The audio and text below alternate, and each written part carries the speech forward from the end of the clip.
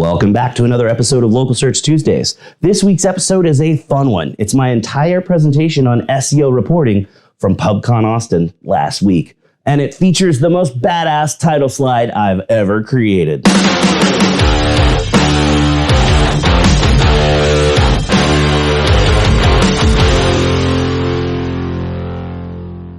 Conferences are finally coming back after the COVID break, so I popped down to Austin last week to speak at the first PubCon we've had since 2020.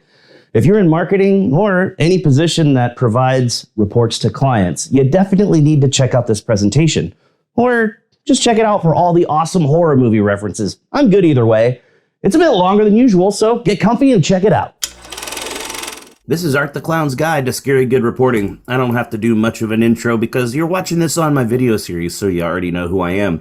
But you may not know I'm lucky enough to get to speak at conferences all over the world, so sometimes I see some speakers that aren't really so interesting to watch, even though they might have some great information to share.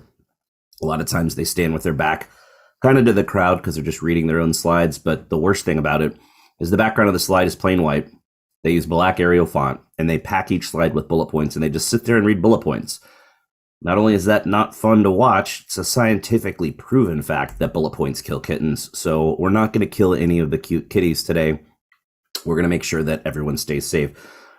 Hopefully you got the Terrifier 2 reference there at the beginning, but I know a lot of people still haven't seen this movie. It's been in the news a lot, but every time I do a presentation, I like to share my love of movies with my love of talking about digital marketing. So there's always a theme, and today's theme is horror movies. We've got 111 references to horror movies, including at least one for every year in the last 50 years. And for the more obscure ones, like Terrifier 2, there is attribution over to the side. So at the end, not only do you learn a lot about reporting, you have a kick-ass list of movies to watch. And if you're worried about the horror movie theme, I can tell you the worst thing you're going to see is some of the 80s fashion. So let's get this going. Why the long face? You need a hand giving better reports to your clients? Lucky for you, I've got a couple to spare. I don't want you to lose your head because reports can get pretty confusing, but you don't have to bend over backwards to make your clients happy. I've got a lot of tips to share with you today to make your reports better. In fact, they'll be so awesome, they'll rock your clients' faces off and turn a lot of heads. But I'm going to start by being brutally honest. Your reports are pretty damn awful. I don't even have to see them because I know I've seen a lot of reports. Most agencies are tracking the wrong metrics and overloading clients with way too much info. And most of the time, it's pointless info. And even more importantly, nobody connects business goals to the report. So let's look at a couple of real world examples of some scary bad reports. Now, I have blurred out the client and agency info to protect the innocent and the not so innocent. This was a fun one. It's a report that's just an automated report out of Google Analytics that the client could have gotten themselves. Not much value here. And this is another report from the same agency, but hey, it's got handwritten notes, so woohoo, it's customized. Or here's a report that has nothing but ranking data and more ranking data. And after 4 pages of ranking data, that means nothing to the business, we get some meaningless Google Analytics data. And then for some reason after that, they give us a location and channel breakdown. I can guarantee you this car dealer does not give one bit of caring. Gotta be careful how I say that. That they had people coming from India or Pakistan or Finland to their website, and it's 0%. Like, who cares? Why do you put this in a report? This report's from a really well-known agency, and it's just packed with map grids and how you rank for various searches there. But does that tie into your bottom line? No. And then they give you a list of all the work that got completed. All right, cool. But what does that mean? These reports are so bad, they're scary, right? I'm going to help you create reports that are scary good. So let's think about why we create and deliver reports to the clients that we work with. First of all, it's job protection. We've got to prove that we're worth the money that they're spending on us. And more importantly, it's understanding. Clients don't really know how to tell if SEO and digital marketing is working. So the reports are helping them figure that out. One of the most important things that you need to remember is that monitoring stuff is not reporting on stuff. Those dashboards that you're using are not client-facing reports. Just because we care about something because it's part of our job It doesn't mean that our clients care or that it's even important to our clients. Clients can log into their own analytics. A lot of people forget that. So giving them a report that shows the same thing they can see in analytics isn't valuable. The report should provide additional value. And why do we keep jumping on these monthly report calls and just reading numbers off of a report that the client can see for themselves? You've got to remember that clients have an unconscious or sometimes conscious bias towards digital marketing agencies. A bad experience in the past, whether it's direct or indirect because it happened to a friend, results in a lot of mistrust. And they don't think that SEO really works or that you're really doing the work that you say you're doing. So how is it going to help prove that you're worth it and you're valuable and things are working if we're delivering these 30-page reports that your clients don't care about? Remember that your client came to you with a problem and they chose you as the solution to that problem. So if you're the solution to the problem, you should make sure that solution is reflected in the report. The best reports are simple and easy for clients to understand. The best reports tell a story. It's important to engage a designer. Presentation and layout make a huge difference on client reports. Think about it. Did you ever engage a designer to help make your reports look better? Probably not. Most people haven't. But the most important factor for success with client reports is just knowing what to show in those reports. At the most basic level, remember you're a solution. The report needs to speak to the solution that you're providing. That is the most important thing that goes in the report. And it's really important that you tie your report into the client's bottom line. You've got to make it crystal clear that your SEO efforts or your digital marketing efforts resulted in more sales. That's what the client cares about. You prove that by concentrating on organic traffic and leads. An increase in organic traffic and an increase of leads pretty much means things probably are working. You could almost deliver just a single page report that just has those two metrics on it. But a lot of times clients are going to want more in-depth data or more of an analysis of what's going on. So why not do both? You can have those important metrics on the first page so that the owner or the marketing manager or whoever that doesn't really care about much other than is it working can see if it's working. But then you can have subsequent pages with more information for those clients that want more information or need more information. And think about this. Why not customize your report around the specific goals that your clients have? You don't do the exact same SEO for every client, so why are you delivering the exact same report to every client? And I said a minute ago you should be paying attention to organic traffic and leads, but that's not all it is, because just because traffic's going up and leads are going up doesn't necessarily mean that you're winning and that everything's working. When was the last time you asked your client about the quality of the leads that they're getting? And when was the last time you asked your client about actual sales? Now, I'm not talking about waiting for your client to say, hey, I know you're saying SEO is working, but I'm not selling anymore. When were you proactive in asking about sales? As marketers, we're all really great at connecting increased traffic to increased leads, but we very rarely take the next step and connect increased leads to increased sales. It's not hard to ask your clients for more data. Don't be scared. Clients would be happy to give you more data if it helps you prove your value. You've got to stop including bad metrics on reports as well. Bounce rate is so misunderstood. No one really understands how it works, and it's misinterpreted. In actuality, if your site is designed well and that landing page is designed well, it would show up in search. The potential customer would land on it and they would convert. And if they pick up the phone and convert, that would be counted as a bounce, unless you've got call tracking running that's tied into your analytics. But still, you actually want a high bounce rate. You don't want people looking at tons of pages on your site. You want people to find what they need quickly and convert. And bounce rate does not mean anything in the real world when it comes to whether your SEO is working or not. Is it something you should be monitoring? Sure. Do you report on it? No. Time on site, same issue. Who cares? It's a flawed metric.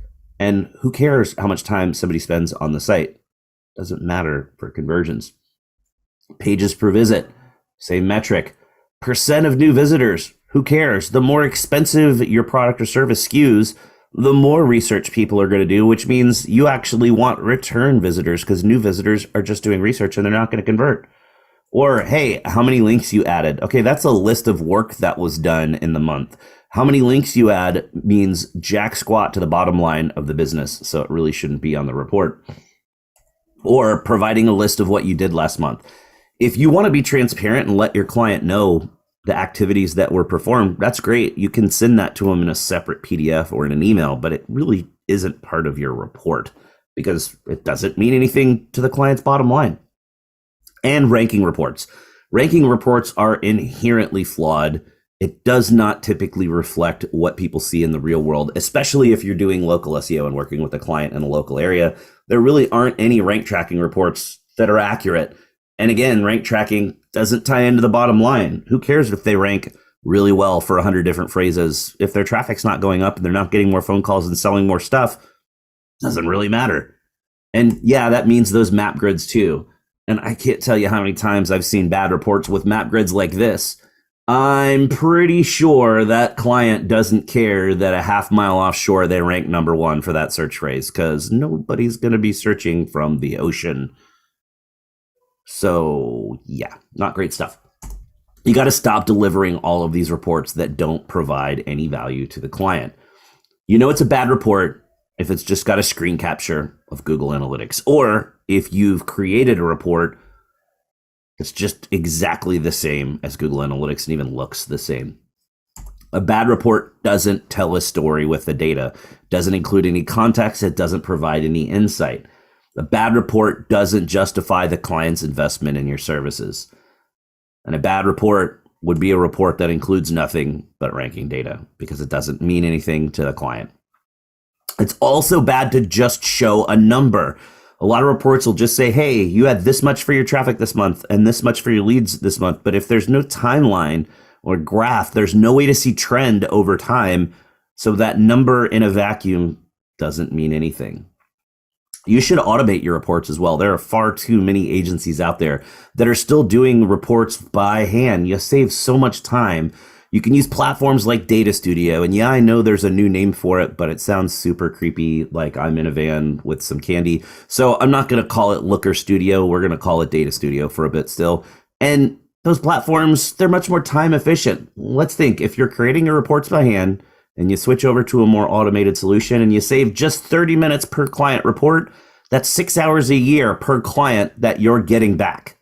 That means you're making more money, or you've got time to work on more clients.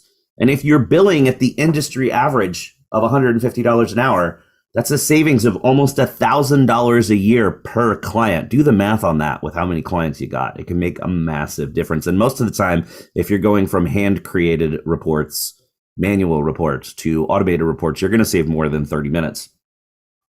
So you want to start with automation, but then you want to go in and customize those reports per client. Another thing that's really helpful is to label your report elements with questions. Don't use industry jargon. We all understand what these things mean, but your clients typically don't. So if you give them a report that says sessions, users, goals, it's highly likely your client's not going to know what those things mean. If instead you ask, how many times do people visit? Or how is your organic traffic trending over time? Or how did people get to your site? Or how did people view your site? And then the data answers those questions. It makes so much more sense. You should make the first page of your report a tear sheet for those owners or stakeholders that just want to know if things are working and they don't really care about the nitty-gritty details. You should really only include the most important metrics and goals that speak to the solution you're providing for that client. You should never display just a number. Even if you include month over month and year over year change along with that number, there's still no way to see overall trends. Because if it looks like this, sure, it's green because it was up from last month or up from last year. Maybe it's down and it looks red if you even change the colors. But does that really tell you anything about what's going on? You don't see a trend. Something like this is much better. Those time span charts show you the trend over time. And it's the same number, but you can see that you're up, but you're way up over where you were a year ago. You can then tell an even better story if you add baselines to your charts. So with that same data, we go in and average the traffic or the lead count or whatever metric we're looking at, in this case, organic traffic, for the 12-month period before a client works with us. And we throw that on there as their pre-SearchLab average. So in this case, this guy was getting 258 visits a month before he started working with us several years ago. You'll lose sight of that once you get past a year of working with an agency. So this guy that's been with us for a few years probably doesn't really remember that several years ago he was only getting a couple hundred visits a month because he's been up above 4,000 for the last 6 months. Then you can add in another baseline and show improvement over time, and those are always locked in, and that tells a much better story.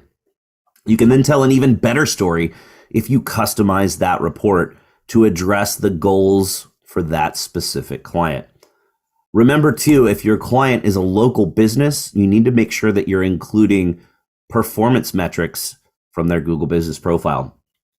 It's really helpful to show the actions that were taken, because as someone shows up more often in searches, they're likely going to have more website clicks, more direction clicks, more phone call clicks. So that shows that more interested customers and qualified leads are contacting the business. Impressions are also something helpful to show, because you don't have to open the rank tracking can of worms, because it doesn't really matter if you rank for 100 phrases if those phrases don't generate visibility from actual humans. Impressions show that you actually showed up when humans were doing searches. So we kind of like that better than showing rank tracking information. It also helps you avoid those 4 or 5 vanity phrases that clients tend to really care about that may or may not even matter to their business, but who cares if traffic has doubled and leads have tripled if they're not showing up number one for the phrase they care about?